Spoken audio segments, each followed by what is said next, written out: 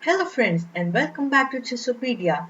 I hope that you all are liking my content and I am very much grateful to all my viewers and to all my wonderful subscribers. We are now a 150 plus strong community and let's get strong like this together. So friends, back to today's video. Today I am going to show you a very interesting chess trap which never backfires. Now the name of this trap is Elephant Chess Trap. So friends, without any further delay, let's check out this interesting trap. Here the trap begins when white plays the move d4. Black responds with d5 and c4. Now this is known as the Queen's Gambit, you might know. And here black plays the move e6, declining the gambit. Now this is a very common line. So here, instead of e6, black has other possibilities as well, such as playing d takes c4, maybe knight f6, c6, c5, and there are some gambits too in this position. But in the trap, e6 should be played. And this is also a very interesting line. There is no minus position for black over here. So white plays the move knight to c3, developing his knight and putting some pressure on d5. Black plays the move knight to f6, defending on d5 as well as developing a new piece. And here white plays bishop g5, as you can see, pinning on the h4 to d8 diagonal, as well as putting pressure on the d5. Now here white pins the black knight, as we can see, but black has a very tricky move over here, which also sets up the trap. Now the move is knight b to d7. And now this knight is protecting the f6 as well as now the trap, as the elephant trap has been set up. Now instead of it, after bishop g5, there are other moves that you can play as well, like c6, like bishop e7, and these two moves are also knights which you can consider playing. But for the trap you can play knight b to d7. Now the very interesting thing of this trap is, if I don't get into the trap, then I think it's not really bad for black at all. That position is also very easy to play and it will go on. Now here white could see, wow, this is a pin, isn't it? And now I can see that cd5 and after ed5 knight d5. Wow, I'm winning the pawn. And of course knight d5 you might think is not possible because simply the queen is going on d8 and that might be a foolish decision for black, you might think. Now here, white can immediately play the move c takes d5, intending knight to d5 on the next move. Now, instead of it, bishop takes f6, of course it's not a great move, and after this knight f6, black has two bishop advantage, as well as a solid position where black can be slightly better. But in the trap c5, c takes d5 should be played, e takes d5, and wow, he again might think for a few minutes, we don't know the trap, he could play knight takes d5. Okay, I'm just taking it and I can just retreat back or just take on f6 and I think I'm just better. Now white basically goes greedy playing on knight takes d5 and he thinks, no, I'm simply winning a pawn and I have won the pawn. But now here black has a very stunning move, which it's a very thriller blow which is scratching white immediately. Now I would like here to you to pause the video and try to find the black's next thriller amazing move. Okay, ready? Let's go. Here the move is knight takes d5. Now of course white could be stunned after this move. Why not? Because we just know.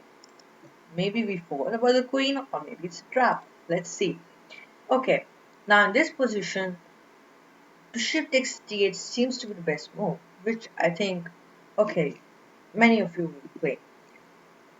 Now if bishop goes back d2, now he maybe sees the trap. But now just as you can see, white is a knight extra, black is a knight extra, and after let's say knight f6 controlling e4, black can develop his pieces simply, and I think he's just simply winning as he's a piece plus. Now after knight d5, queen bishop takes d8 is very tempting, and I think it's the best move.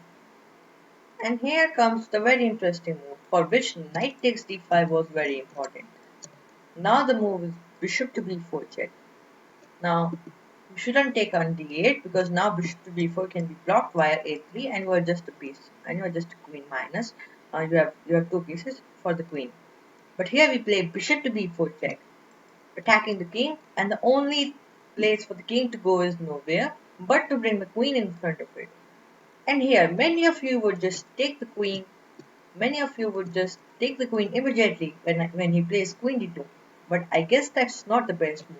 I think you should think here and you might find the best move. Again, I would like you to pause the video and try to find black's next best move, which will be very easy for black to win. Okay, ready? Now the move is now the move is king takes c8 simply. Now as you can see, the queen can't run away because it's pinned with the king. Now white can try here some tricky lines such as rook c1, and black might think, wow, it's nothing, I can just win my rook first, and okay, I will take the queen next move. But you need to be careful over here that, wow, rook c3, double exclamation. And now okay, you didn't got anything. You can take, but then white is just better over here because he has a queen. Now instead of it, after rook to c1, you can play bishop takes d2 now, and after king takes d2, rook e8, and black is simply better. As you can see, black has 3 pieces, whereas white has 2, which should be winning. You can win this game easily. Now, the thing is, why I didn't tell you to take the queen over here is that after if you take here, it's winning. Of course, it's winning. But here after e4, and let's say knight f6, if you see clearly, okay, black is totally a piece plus, but there is still some counterplay. Okay, after f3, there's still some counterplay, maybe rook a, but then the center is with black, so that's is with white. So that's why first king takes d8, and now we can't play e4 because just rook e8 is pinning him, and it's just better for black. So friends, this was the trap. But another thing to note here is that if white knows the trap and knows how to play with it, and in this position knows the trap, and he don't play c takes d5, let's say play e takes d5, and he don't play knight takes d5, then also if you see in this position, I don't think it's anyway bad for black. I think it's better maybe because now the center is from black, and black can play maybe c6, bishop to d6, castle, and maybe sometime knight b6 or maybe knight f1, knight g6 revolution.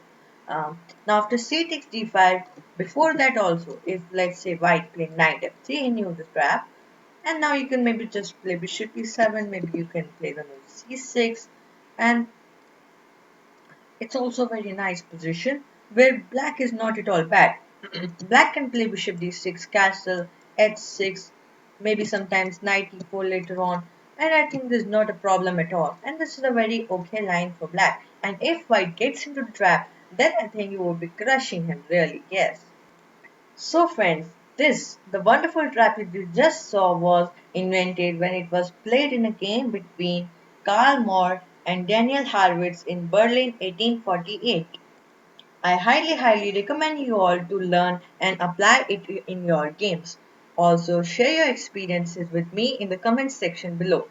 All your suggestions regarding the video and the trap are welcomed. If you like the video, smash that like button, and also if you are new to this channel, don't forget to subscribe. Don't forget to subscribe and press the bell icon to never miss out on any of my updates. Now that was the video guys. I'll see you next time. Until then, as always, keep playing chess.